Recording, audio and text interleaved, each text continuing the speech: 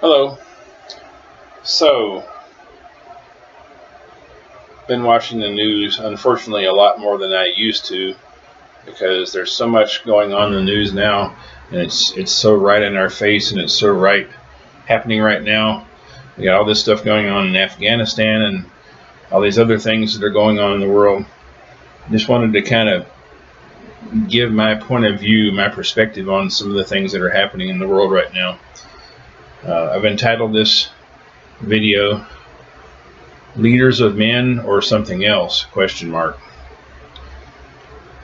So if you look around the world, starting with America, which is where I live, and I'm sure most of my audience lives, we see a trend, a very disturbing trend happening. It's more than a trend; it's almost a domino effect. You've got these people that are supposed to be the leaders of the world. You know, people that are supposed to be leaders of the free world, leaders of my country, America. We've got the leader of Canada. They got the leader of Australia, and there's several other countries that are kind of following suit, more or less being spurned on or being fueled and being inspired by what's happening in America with our leadership.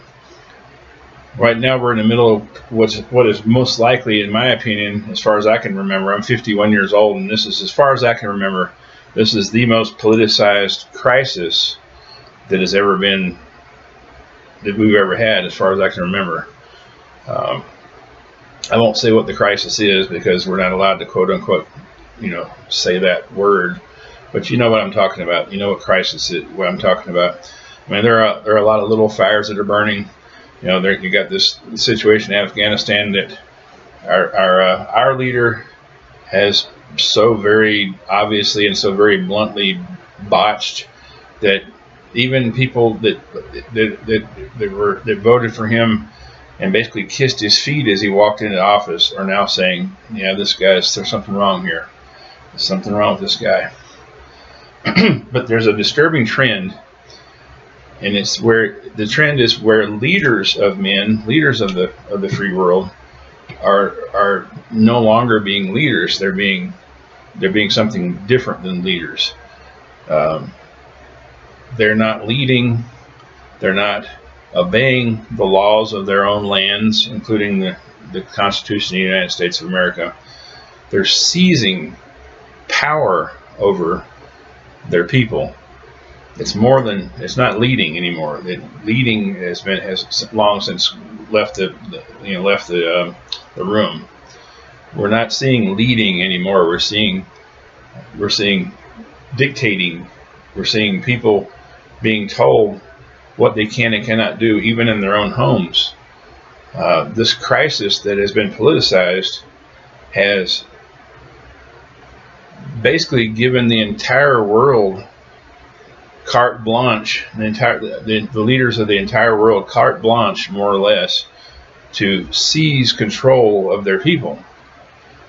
And I was watching an interview with an Australian woman earlier today, and she was talking about all the power that the police and the military in her country have just been given by this so-called leader of theirs. Um, they can make you wear. They can make you. They can decide what you wear on your own property, inside or outside. Even they can arrest you for doing anything or nothing. They don't have to have any excuse to arrest you. They can simply make up an excuse or just say, well, he wasn't complying with the president's or the prime minister's orders. They can break into your house. They can seize your property. They can jail you indefinitely without a trial. And this is in Australia, which is one of the bastions of freedom in the world. It used to be one of the most free places in the world. It had some laws and restrictions that a lot of us in America might not agree with, but all in all, it's a very free country. I mean, people flock to Australia for the beaches and for the outback and for all the fun things that they have there. The tourism, and you never hear anybody about anybody complaining about being strip searched or fingerprinted or temporarily placed in jail because you said something strange or because your face looks funny or anything. I mean, you hear about things like that in Central America and maybe South America. You hear about things like that in Asian countries, China, but you don't hear about things like that all that often in Australia. But even right now, the Australian citizens are virtual prisoners in their own country, and it's not the underlying reason for the crisis, which is the cause. It's just the crisis itself. It's just the fact that the crisis has opened up them, given them power to take control of their people. And this is going to be happening here in America pretty soon. As a matter of fact, the wheels are already rolling. There's some places, some cities where the leaders, the quote unquote leaders, have seized power and are no longer leading, but are dictating to their people. They're dictating every aspect of their people's lives to them. They've blocked them in. They've closed them off from the world. They've told them what they can and can't wear. They've told them where they can and can't go. They told them that they have to present some sort of special ID in order to go shopping, in order to pay their bills outside of their home, anything. And this is very disturbing. This is very tragic and disturbing. And it's a trend that's happening all over the world. You can see it, happening in different places. Canada, their so-called leadership is becoming a dictatorship.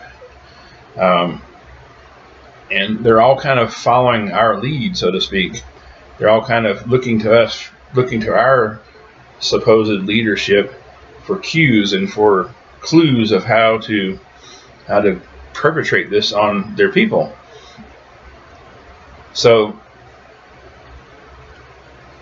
as a Christian, my main responsibility, I guess you could say, my main way of dealing with this is to trust in God and to pray that that God will, make this situation better. But at the same time, also as a Christian, I understand that Bible prophecy speaks about this kind of thing. Speaks about the world being in upheaval and war and rumors of wars, and eventually there will be a single leader, quote unquote, a single ruler, who the entire world will follow, and they will look to this person for all their answers, and he will provide.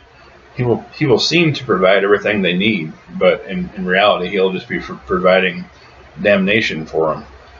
But just from a practical, everyday standpoint, I encourage everyone that watches this to question and to push back verbally, and if someone tells you you have to wear a certain item in order to get a job, in order to go to a theater, in order to go to a movie, or to a grocery store to get something to eat, if they tell you what you can and can't do inside your own home, if they tell you what you can and can't do inside your own property, if you get arrested or fined for doing something that's normal, everyday, and mundane thing that anyone should be able to do, question, push back, use all the legal means you have to get attorneys involved, write your senators, your congresspersons, write the president even. If 75 million people wrote the president and said we're not going to let this happen, that might persuade him. I don't know. I can't say for sure. But imagine a day very soon from now, very soon, very near, a day that's coming up very, very soon, when you will not be able to even do something as mundane and normal and everyday thing as clock in and go to work, unless you can prove that your medical condition is such that you are allowed to do so. I believe it's pretty much illegal for anyone to demand your medical records, to demand that you disclose your medical records. And they certainly, as far as I know, they certainly are not allowed to legally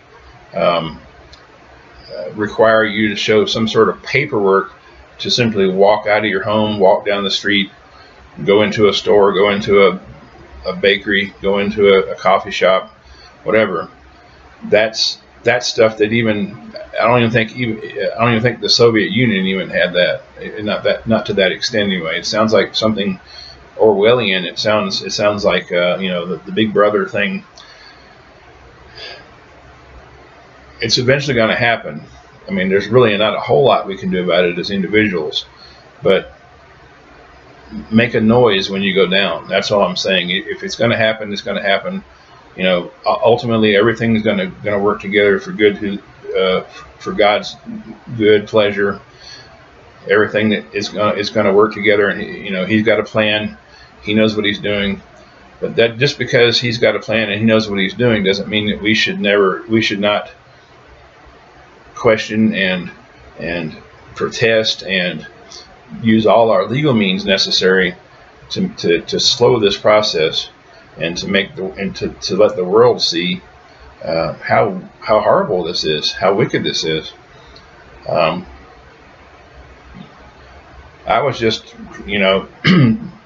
hearing someone say that they thought that I might not be able to go to work if I refuse to voluntarily disclose my medical records, my medical condition, my medical records, my medical status, whatever you want to call it. And I've been at this particular job for 14 years, and so if that could become a thing, and I don't see that any other big corporation or any other national chain or anything else is going to be much different once this starts going. Once this trend starts picking up and becoming a wave. It's going to be like the new wave of music. You had a few British people that sang some songs and people liked it, and the next thing you know, everywhere you turn, all music was British new wave music. This is back in the 80s. So that's what's happening with this trend, this trend of leadership becoming dictatorship. It's one guy does it, and there's some success, and so all these other people that are supposed to be leaders of their countries, they see that and they go, aha, we can do this too. We have the power to control our people just like they do in America. And it's tragic what's happening, and what's going to happen, what's about to happen in the future is going to be even more tragic. But don't take it lying down. Don't just nod your head and agree and take everything that they tell you that you have to do. If somebody comes up and tells you have to wear a mask in your own home, no, don't do that. Don't wear a mask in your own home. That's ridiculous. Use every legal means and every moral and ethical means at your disposal to make sure that this kind of thing doesn't happen quietly, that it doesn't just get shoved under the rug, that people's freedoms and their liberties and their rights don't simply just disappear overnight. Take advantage of everything, legal, moral, ethical, lawyers, judges, class action lawsuits, whatever it is, whatever you have to do to not go down without a fight. And when I say fight, I don't mean with weapons. With weapons, I'm talking about legal fights. Legal, ethical, moral, nonviolent means. I believe personally that there is coming a day in the future, maybe not anytime real soon, but there will be a day in the future where there will be an actual war, or several wars actually. I think the Bible talks about that, and eventually that's coming. But I'm not talking about wars. I'm not talking about violence. I'm talking about making your voice heard and not allowing this to just simply roll over us as a people. Whether it's America, whether you're in Australia, whether you're in New York City, wherever you might be. And I understand that New York City is part of America. I'm just using that as an example. But don't let them just roll over you. We have to make a scene, so to speak. We have to make sure that this doesn't just happen, because the more we give in and the more we just nod our heads and agree and say, oh, the government knows what they're doing. The government is basically God. We'll just accept whatever they say. the more we do that, the faster this will become. You know, I mean, can you imagine the United States being another North Korea? Well, that's sounds ludicrous. It sounds stupid. It sounds ridiculous. It sounds like it's impossible.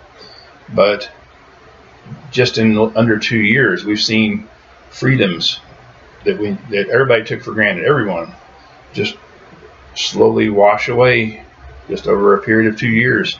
Just imagine what life is going to be like here in 5 years if this trend continues. 10 years. Imagine a world like Camazotz from that book, The Wrinkle in Time, if you've ever read that, where all our thoughts, all our feelings, everything are just dictated to us. We can't say anything that's not controlled by the government. We can't do anything that's not controlled by the government. We can't eat anything that's not controlled by the government. We can't go anywhere if it's not controlled by the government. And it sounds ridiculous. It sounds like an alarmist position, but we've already seen it. We see it happening. If you look at the news, you look at the way things are happening in Australia, the way things are happening in Canada, the way things already are and have been for years in North Korea. North Korea is kind of a model of what could happen if we allow it, if we don't push back. Again, I say legally, morally, ethically. I'm not talking about violence. Legally, morally, ethically, push back. Don't let them take over without a fight, a legal fight. Push back. Make your voices heard. Don't give up. Don't give in. Go down, nails out, scratching the walls all the way down. Don't go down easy. All right.